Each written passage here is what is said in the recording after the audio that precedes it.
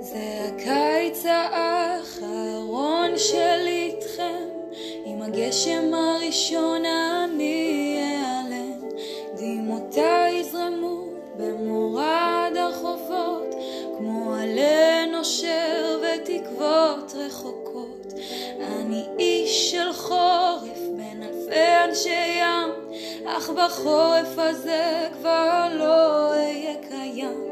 לאט לאט השכבות נמסות, בין רוצים לא רוצים ותפילות אחרונות. אז תזכרו שהבטחתם לא לבכות, כי השמיים גדולים והדמעות קטנות.